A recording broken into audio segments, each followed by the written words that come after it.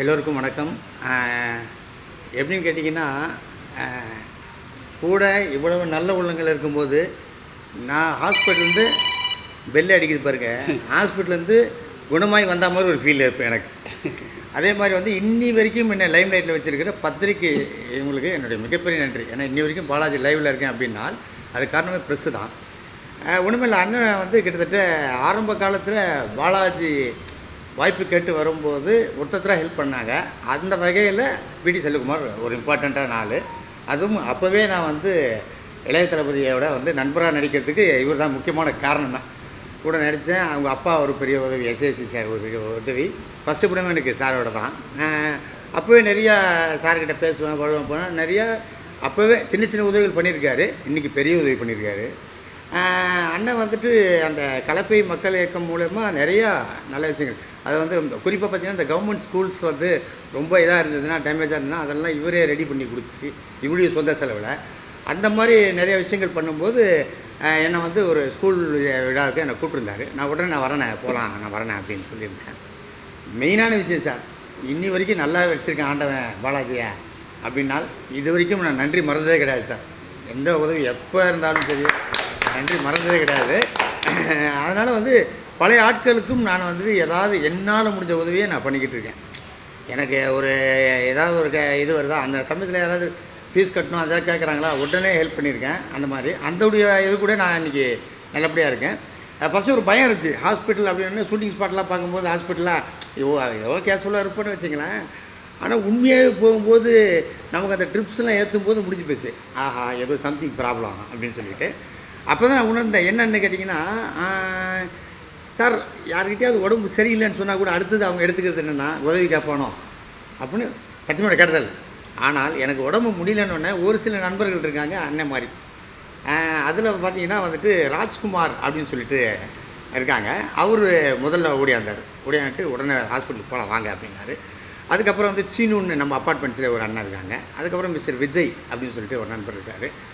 இவங்க எல்லாரும் இல்லை என்றால் பாலாஜி இன்றைக்கி இந்த அடுத்த உற்சாகத்தை வந்து இப்போ நான் ஷூட்டிங்கில் நடிச்சிருக்க மாட்டேன். நான் திடீர்னு தான் பார்த்தா அண்ணன் ஃபோன் அடிக்கிறாங்க, நான் இங்கே வந்திருக்கேன், நீ எங்கே இருக்காங்கன்னா இந்த மாதிரி இருக்கேன் நான் ஷூட்டிங்கு, அதனால் தள்ளி போச்சு, ஃபஸ்ட்டு உடம்பு சரியில்லை, அப்புறம் இந்த மழை காரணமாக தள்ளி போச்சுன்னா அவங்க வந்து இது பண்ணாங்க, அது எனக்கு பெரிய ஒரு ஹெல்ப்பாக இருக்கும் அப்படின்னு ஷூட்டிங் போயிருக்கேன் அப்படின்னா உடனே கிளம்பி வாங்கினார். வந்ததுலேயே இப்படி ஒரு சர்ப்ரைஸ்னு எனக்கு தெரியாது, எனக்கு என்னென்ன தெரியாது. நான் உன்னை பார்க்கணும் கிளப்புக்கு வாங்கினார், வேறு எதுவுமே சொல்ல. என்ன கிளப்புக்கு வாங்குறாரு அப்படின்னு சொல்லிட்டு நம்ம வேறு மூடில் நினச்சேன்னு வச்சிங்களேன். அண்ணன் அந்த வேலையை செய்ய மாட்டாரையே, நம்மளை கூப்பிட்றாரு கிளப்புக்கு. வந்து பார்த்தா இவ்வளோ மீடியா இருக்குது. இந்த மாதிரி பெரிய உதவி எனக்கு. இது நன்றி, தேங்க்யூ ஃபார் ஆல். உங்களுக்கும் சேர்த்து என்னுடைய நன்றி. அதாவது பிரச்சனை பெருசாக அந்த வாலி படம் மாதிரி தான் சார். இந்த பக்கம் காது கேட்காது, அந்த காது கேட்காது, அந்த மாதிரி தான் சார் போகிறேன். என்ன சம்திங் ஒரு பெயின் இருந்துச்சு சார் நைட்டில். அது எனக்கு என்னென்னா ஸ்கேன் எல்லாமே எடுத்தாங்க சார். நம்ம பாடிக்கு ஸ்கேன்லாம் பெரிய விஷயம், டார்ச் லைட்ஸ் அடித்தாலும் என்னென்னு தெரிஞ்சுன்னு வச்சுக்கிட்டேன். ஸ்கேன் மிஷின் கூடலாம் விட்டும்போது இன்னும் பதட்டம் ஜாஸ்தி ஆகிடுச்சு எனக்கு. அதுக்கப்புறம் அந்த டெஸ்ட்டு இந்த டெஸ்ட்டு எல்லாம் எடுத்தாங்க சார், எதுவுமே இல்லைன்ட்டாங்க சார். பட் அது பெயின் மட்டும் குறையவே இல்லை எனக்கு. ஒரு பக்கம் மைண்ட் ஓடும்ல, மேபி என்னன்னு தெரியலையா நமக்கு, ஏதாவது ப்ராப்ளமா, அதாவது ஒரே ஒரு விஷயம் இல்லை சார் அப்படின்னு சொல்லிட்டு டாக்டர் கண்ணாடி கட்டிட்டாருன்னா ஓகே, இல்லை சார் லைட்டாக கால் மட்டும் போய் எடுத்துக்க சார், நானும் முயற்சிக்காது. நம்ம ஹெல்ப்புக்கு யார்கிட்ட போய் நிற்போம், யாரும் உதவி பண்ண மாட்டாங்க சார். அதெல்லாம் ஓடுது எனக்கு ஹாஸ்பிட்டலில், நிறைய விஷயங்கள் ஓடிக்கிட்டே இருக்குது. டாக்டர் சொல்ல நீங்கள் ஏதோ யோசனை பண்ணிக்கிட்டே இருக்கீங்கன்றாரு. வேறு வழி சார், ஏதோ ஒன்று ஓடிக்கிட்டே இருக்கேன் மைண்டில். அப்புறம் பார்த்தா திருப்பி இது பண்ணாங்க. 4-5 ஹாஸ்பிட்டல் நேம்லாம் வேணாம் சார். போய் பார்த்தா ஒன்றும் வேலைக்கு ஆகலை சார். ஒருத்தர்லாம் ஃபைலை தூக்கி போட்டு நான் ஏன் எம்பிபிஎஸ் படித்தேன்னு தவாங்கிட்ட தாட்ட ஆரம்பிச்சார். எதுவுமே இல்லையா அவனுக்கு அப்படின்ட்டாரு. எந்த இதுவுமே இல்லை, எல்லாமே க்ளீனாக இருக்கு அப்படின்றாரு. எனக்கு புரியல. அதுக்கப்புறம் தான் நான் நம்ம தெரிஞ்ச ஒரு மூலியமாக ஒரு இடத்துக்கு போய் பார்த்தேன் சார். பார்த்ததில் தெரிஞ்சது குடலில் வெளியில் மட்டும் லைட்டாக ரணமாக இருக்குது. பிகாஸ் ஆஃப் நிறைய காரம். நம்ம வீட்டை விட்டு வெளியே வந்தோன்னா இந்த மெஸ்ஸிலலாம் சாப்பிட முடியல சார், ஓகேங்களா. அதுக்கப்புறம் சைட்டிஸு அதெல்லாம் வந்து ஃபுல்லாக காரமாக எடுக்கிறதுனால வெளியில் மட்டும் ரணமாக இருக்கேன்னா சார். அப்போ தான் சார் ஹாப்பியாச்சு. அது வரைக்கும் பயம் இங்கே இருக்குது சார் எனக்கு. இவர் கூட மெசேஜ் போடலாமா வேணாமா ஃபுல்லெல்லாம் போடல, அண்ணா உன் ஹெல்ப்பு, வேறு எதுவுமே போடல.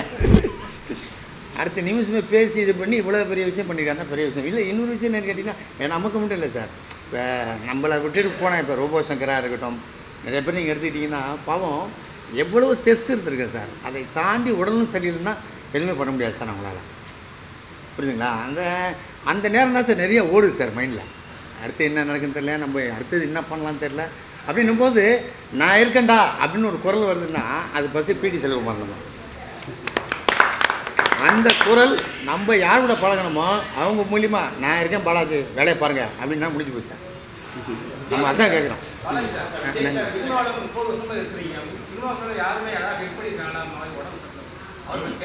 இல்லை சார், நான் பெருசாக கேட்கல சார் யாருக்கு. நான் யார்கிட்ட பெருசாக ஆமாம் எனக்கு நான் இப்போ சில பேர்லாம் சொன்னேன்ல உங்களுக்கு, அவங்களாம் ஜஸ்ட்டு ஒரு ஃபோன் கால் தான் சார். ஃபோன் கால் பண்ணி என்ன பாலாஜி என்ன விஷயம் அப்படின்னாங்க. அவங்களாம் எப்படி கேட்டால் நான் பேசுகிற என்னோடய டோனை வச்சே கண்டுபிடிப்பாங்க. வெதர் நல்லா இருக்கானா இல்லை ஏதாவது ஹெல்த்து சரியில்லை அப்படின்னு சொல்லிட்டு.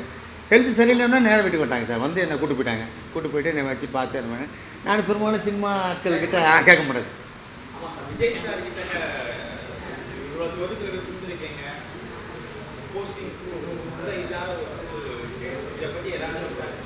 விஜய் சார் இதில் வந்து போஸ்டிங் இல்லாததை பற்றி நான் வருத்தமே பண்ணல சார். அவருடைய நண்பன்றதே எனக்கு பெரிய போஸ்டிங் தான்.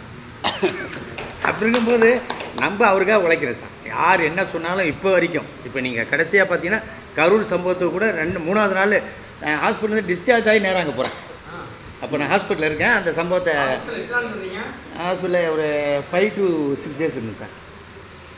5லேருந்து 6 நாள் இருந்தேன். அப்போ தான் அந்த சம்பவத்தை பார்க்குறேன். பார்த்துட்டு அடுத்த நிமிஷமே ஹாஸ்பிட்டல் வந்து டிரைவர் கேட்டார், எங்கே சார் போனேன்னு. கரூர் போங்கன்னு. என்ன சார் கரூர் உடம்பு சொல்லி போங்க பார்ப்போம் போங்க, அங்கெல்லாம் குழந்தைலாம் இறந்துருக்காங்க பார்ப்போம் வாங்க அப்படின்னு சொல்லிட்டு நேராக போனோம் சார். அங்கே போயிட்டு எல்லோரையும் பார்த்து பேசும்போது கூட நிச்சயமாக தலைவர் உங்களை வந்து சந்திப்பார், இல்லை நீங்கள் அவரை சந்திப்பீங்க, உங்களுக்கு ஆறுதல் கொடுவார் அப்படின்னு தான் சார் சொல்லுவாங்க. ஜாயின் பண்ணியிருக்காங்க. அப்போ உள்ளவங்க வந்து யாருமே விஜய் சார் பக்கத்தில் கூட வைக்கல. ஸோ இதை பற்றி மேபி ரீசெண்ட் டேஸில் அவருக்காக தோணும், நம்ம கூட நிறைய பேர் இருந்திருக்காங்க, நமக்காக இருந்திருக்காங்க, 27 வருடம் நம்ம கூடயே உழைச்சிருக்காரு, நமக்காகவே உழைச்சிருக்காரு அப்படின்னா அவருக்கு தெரியும். சாருக்கு 100% தெரிய வரும்.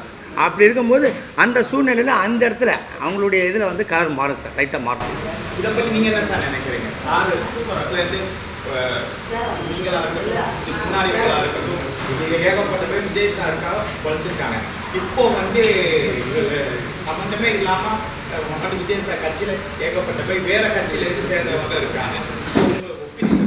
பழைய ஆட்கள் சேர்க்காம சார் இது வந்து நம்ம பதில் சொல்ல நான் அவர் வளர்ச்சிக்காக கூட இருந்த ஒரு ஆள் இருந்தாலும் அவர் பக்குவப்படணுங்கிறாங்க. இது மூலமாக தெரியட்டும். இப்போ பாலாஜி சொல்லும் மூலமாக 27 ஆண்டுகள் இருந்தவங்களை பற்றி தெரியணும்னு சொல்கிறாங்க இல்லையா. இப்போ நான் என்ன சொல்கிறேன்னா கண்டிப்பாக தெரியணும் சார். எல்லாம் ஓப்பனாக பேசாதனாலே எல்லாம் பிரச்சனைகளும். இப்போது ஒரு உதாரணத்துக்கு போனால் ஆது அர்ஜுனா எங்கேருந்து வந்தார்னு தெரியும்.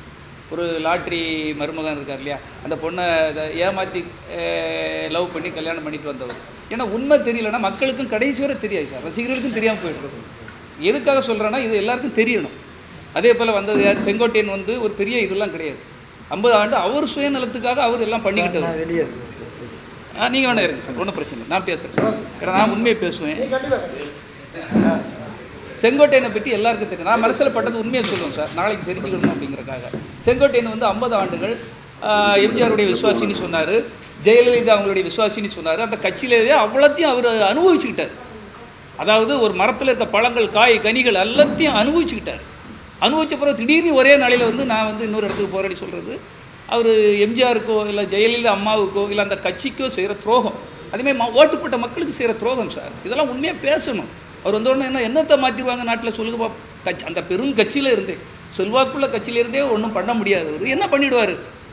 அதே போல் அவர் மட்டும் இல்லை, கூட இப்போ சேர்ந்துருக்கிற ஒரு ஆது அர்ஜுனா மட்டும் இல்லை, நிர்மல்குமார் எத்தனை கட்சியில் இருந்தார்னே தெரியும். பாஜகவில் இருந்தார், ஏடிஎம்கேல இருந்தார், அவர் பல கட்சிகளில் இருந்தவர். இப்போ அவர் கூடல இருக்கிறார். அடுத்தால பார்த்தீங்கன்னா புஷி ஆனந்த் வந்து இடையில சேர்ந்தவர் தான். வெங்கட்ராமன்கிறவர் ஒரு அக்கௌண்டண்ட்டாக இருந்தவர். இப்போ ஜான ஆரோக்கியசாமியை பற்றி தெரியும், வியூவாவுக்கு வந்தவர். இந்த 6-7 வரை தவிர நாஞ்சில் சம்பத்திப்போம் அவர் பல கட்சிகளிலிருந்து வந்தவர். நாளுக்கு நாள் ஒரு கட்சியாக இருந்தாலும் அவர் மாறிடுவார், பச்சந்தி மாதிரி. இப்போ நான் இது எதுக்காக சொல்கிறேன்னா சார், நீங்கள் உங்களுக்கு தெரியணும், நீங்கள் நாட்டை ஆள போகிறவங்க இந்த மக்களுக்கு என்ன செய்யணும். இந்த மக்களுக்கு அவ்வளோ பிரச்சனை இருக்குது சார். பக்கத்து ஸ்டேட்டு கேரளாவில் இந்த பிரச்சனை இருக்குது, பக்கத்தில் ஆந்திராவிலேருந்து பிரச்சனை இருக்குது, பக்கத்தில் கர்நாடகாவிலேருந்து பிரச்சனை இருக்குது, சுலோன்லேருந்து மீனவர்களை கடத்திட்டு போயிடுறாங்க. இப்போ பல சிக்கல்கள் இருக்குது இந்த நாட்டில். அப்போ சிந்தனையாளர்கள் உங்கள் கூட வேணும், நல்லவர்கள் உங்களை வேணும். நீங்கள் முத என்ன சொன்னீங்க? எனக்கு போஸ்டர் ஒட்டினவன், எனக்கு பாலாபிஷேகம் பண்ணவன், என் கட்சிக்காக உழைச்சவன், எனக்காக உழைத்தவர்களுக்கு தான் பதவின்னு சொன்னீங்க முதல் மாநாட்டில். ஆனால் யாராவது இதில் ஒரு ஆள் அதில் யாராவது இருக்காங்களா? அப்போ என்ன மாதிரி அவங்க கூட இருந்தவங்களுக்கு வலிக்குமா வலிக்காதா? வேணால் தாடி பாலாஜி வந்து விட்டு கொடுக்குற ஆளாக இருக்கலாம், அவருக்கு வேணால் அந்த வலி இல்லாமல் இருக்கலாம். ஆனால் நான் உண்மையிலே உங்களுக்காக உழைச்சவன். நீங்கள் எங்கே வேணாலும் உங்கள் பத்திரிகையாளர்களுக்கு தெரியும் எனக்கு என்ன வலிங்கிறது தெரியும் சார். ஒரு நாள் நான் நிம்மதியாக தூங்குறேன் கிடையாது சார். ஒரு மனிதன் வளர வேண்டும் என்பதற்காக கரெக்டாக 2 மணிக்கு தான் சார் நான் வந்து தூங்க போவேன்.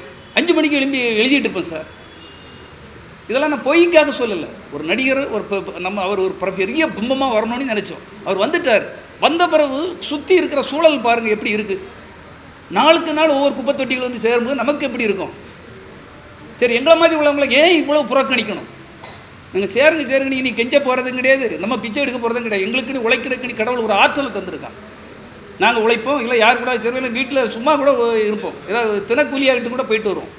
இது எதுக்கு சொல்லணும்? மனதனுடைய வேதனை. நான் தப்பிச்சிடுவேன் சார். ஆனால் இதேமாதிரி பலர் பாதிக்கப்பட்ட பல மாவட்ட தலைவர்கள், பல செயலாளர்கள் பதவி கிடைக்காம கஷ்டத்துலையும் வலியிலையும் இருக்காங்க.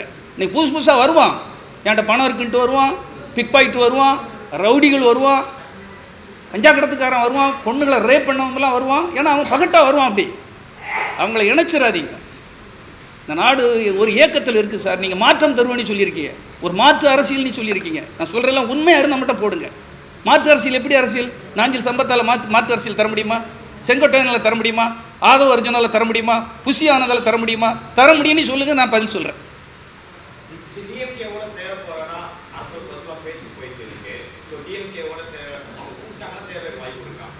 சார், எனக்கு ஒரு பாதுகாப்பு தேவை சார். 10 பேர் மிரட்டுவான், நீங்கள் அவர் கூட இருந்துட்டு அவனுக்கு தெரியாது சார். விஜய் பற்றி, அவர் கூட இருக்க சூழல் பற்றி எனக்கு தான் தெரியும். நாமெல்லாம் கூட இருந்திருக்கேன். உங்களுக்கு எப்படி தெரியும்? நீ ஒரு கிராமத்தில் இருக்க குத்தாம்பட்டி இல்லை பன்னீர்பட்டி, அந்த பட்டி இந்த பட்டியில் இருக்க ஒன்று கிராமத்தில் உள்ள விஜய் ரசிகனுக்கு எப்படி தெரியும் அந்த பேக்ரவுண்டு? அங்கே நடக்கிற பிரச்சனைகளோ சிக்கல்களோ என்ன நடக்க போகுதுங்கிற எனக்கு தெரியும் சார். நான் இன்னும் பெரிய உண்மைகளெல்லாம் சொல்லலை, எல்லா விஷயமும் எனக்கு தெரியும். ஆனால் அவர் கவனமாக இருக்க வேண்டும், திருடர்கள்கிட்டலாம் போயிடக்கூடாது. இப்போ எங்களுக்கு ஒரு வழி, எனக்கு ஒரு மாற்று வழி வேணும் சார். பாலாஜிக்கு கொஞ்ச நாள் பார்ப்பார், அதுக்கடுத்துல அவருக்கு ஒரு மாற்று வழி வேணுமா வேண்டாமா? அவருக்கு ஒரு குடும்பம் இருக்குல்ல சார், அவர் வாழணுமா வாழ வேண்டாமா? இப்போ நான் வாழணுமா வாழ வேண்டாமா? அப்போ நான் அப்படியே இருந்து விஜய் கூட இருந்துட்டேன், என் வாழ்க்கை இதோட சந்திரமையமாகி வீட்டை ரூமை பூட்டி போட்டு நான் ஒரு ரூமுக்குள்ளே இருக்க முடியுமா? படையப்பாவில் நீலாம்பரி இருந்த மாதிரி ரூமை பூட்டி போட்டு நான் இருக்க முடியுமா? இனி நான் வெளியே வர மாட்டேன், லைட்டே பார்க்க மாட்டேன், அப்படி எங்களால் இருக்க முடியாது. எங்களுக்குன்னு ஒரு கடவுள் ஒரு வாய்ப்பை தந்திருக்காரு, ஒரு உழைக்கிறதுக்கு ஒரு ஆற்றலை தந்திருக்காரு. நாங்கள் உழைப்போம். ஏதாவது ஒரு கட்சிகளே, ஒரு நல்ல கட்சிகளே எனக்கு வாய்ப்பு தந்தால் நான் கண்டிப்பாக சேருவேன்.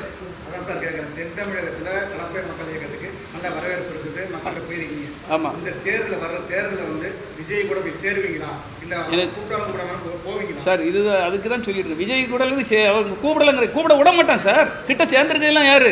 ஒரு சகுனின்னா பரவாயில்ல சார், 5மே சகுனியாக இருந்தால் நான் துணிச்சலாக சொல்கிறேன்னு நினைக்காங்க சார். உண்மையிலே நீங்களே அனலைஸ் பண்ணுங்கள். உங்கள் பத்திரிகையில் பல யூடியூப் சேனல்லே எழுதிட்டு இருக்காங்க சார். ஒரு 4 பேராவது நல்லவன் இருந்து 2 கெட்டவன் இருந்தால் பரவாயில்ல, 4 பேர் நல்லதுக்கு கூட்டிகிட்டு போயிடுவான். 6 பேருமே கெட்டவனாக இருந்தால் ஒருத்தனுக்கு ஒருத்தன் பிடிக்கிட்டு போயிடுவானோ சார். இன்னைக்கு நல்லா இருக்கும், கூட்டம் வரத்தான் செய்யும். நேற்று சினேகாவுக்கு இங்கே ஒரு மீட்டிங் போட்டிருக்காங்க, அவ்வளோ டிராஃபிக், அவ்வளோ ஜாம். அவர் ஒரு திறப்பு விழாவுக்கு வந்த ஒரு பொண்ணுக்கு நமிதா முன்னால், இப்போ ஒரு 4-5 வருஷத்துக்கு முன்னால் சேலத்துக்கு போயிருக்கு, மொத்த சிட்டியுமே டிராஃபிக் ஜாம். ஒரு நடிகைகள் வரும்போது சார், அந்த அவருடைய தொண்டர்கள் மட்டும் இல்லை, எல்லாருமே பார்க்க விரும்புவாங்க சார். ஒரு நடிகரை பார்ப்பாங்களா பார்க்க மாட்டாங்களா? அதை வச்சுட்டு நீங்கள் மொத்த ஓட்டம் மொத்த புரட்சி நடக்க போகுதுன்னு மட்டும் நினச்சிடாதீங்க. நல்லது செய்யணும், ப்ராக்டிக்கலாக நீங்கள் மற்ற களம் இறங்கி வேலை பார்க்கணும். அதான் சொல்ல இல்லையா, 4 ஸ்டேட்லேருந்து நமக்கு பிரச்சனைகள் இருக்குது. ஏழை எளிய மக்களுக்கு நிறைய பிரச்சனை இருக்குது. திருப்பூர் பனியன் ஃபேக்டரி அவ்வளோ மூடிட்டு இருக்காங்க, வேலை வாய்ப்பு இல்லாமல் கிட்டத்தட்ட 4 லட்சம் பேர் நடு ரோட்டில் இருக்காங்க.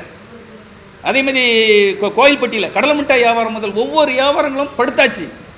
ஒவ்வொரு இடத்துலையும் சிக்கல்கள் இருக்குது, விவசாயிகளுக்கு பிரச்சனை இருக்குது. இன்ஜினியரிங் படிச்சுட்டு வந்தவங்களுக்கு 90% வேலை கிடையாது. நீங்கள் அந்த இடத்துக்குள்ளே வாங்க. எப்போ பார்த்தாலும் சிஎம் கிட்ட சவால் விடுறதோ, மோதி பார்த்துருவோங்கிறதோ, என்ன பண்ணி இப்படி போகிறீங்க நீங்கள்? ரவுடிசம், எங்கள் ரவுடிசம் இனிதான் தெரியும்னு சொல்கிறான் ஒருத்தன். அதை கேட்டு நம்ம வேடிக்கை பார்த்துக்கிட்டு இருக்கோம். யார்? நாங்கள் இன்னும் 6 மாதத்துல எங்கள் ரவுடிசத்தை காட்டுவோங்கிறான். அப்போ பக்குவம் இல்லாமல் இருக்கிறாங்க. இப்போ நான் கேட்காம வேறு யார் கேட்குறது சொல்லுங்கள்? அவர் கூட இருந்தவன், அவர் நல்லா இருக்குன்னு நினைக்கிறவன், எனக்கு மனசுக்குள்ளே வேதனை இருக்குது. அந்த வேதனையில் தான் கேட்டுட்டு இருக்கேன் சார். காங்கிரஸ் வந்து ஆதிகட்சி அமாவாசை, செங்கோட்டையன், மூணுகட்சி அமாவாசை இவங்களுக்கு பதவி கொடுத்ததுனால உங்களுக்கு ஏதாச்சும் மன ரீதியாக ஒரு பாதிப்பு இருக்கா? அதை மட்டும் அப்படிலாம் இல்லை, அவங்களுடைய விருப்பம் போய் சேர்ந்தது. அவர் தலைவர் கூப்பிட்டு பதவி கொடுத்ததுலாம் அவங்களுடைய விருப்பம் தான், அதெல்லாம் உண்மையில. இப்போ எப்படி வந்துட்டு தலைவர் வந்து ஒரு டேட்டூவாக என் நெஞ்ச குடியிருக்காரோ, நான் நிச்சயமாக அவர் மனசில் இருப்பேன், கண்டிப்பாக இருந்திருப்பேன். பட் என்னென்னா நமக்கான நேரம் வரணும்ல சார், சில விஷயங்களை வெயிட் பண்ணி தான் ஆகணும். வெயிட் பண்ணுவோம், பார்ப்போம். அண்ணன் சொன்ன மாதிரி அடைச்சால் ஒர்க் பண்ண ரெடி, இல்லையா நம்ம அடுத்த வேலையை பார்க்க வேண்டியதான். அப்படிலாம் இல்லை சார், ஒரு இல்லை சார், அப்படி வருத்தம் இருந்தால் நான் சார் கரூருக்குலாம் முதல் நாளாக போய் நிற்கிறேன், அப்படிலாம் கிடையாது சார். இன்னிலேருந்து எப்பயுமே வந்து சாருக்கு ஏதாவது ஒரு விதத்தில் ஒர்க் பண்ணணும்னு தான் நினைக்கிற மாதிரியா, வேறு எதுவுமே இல்லை சார்.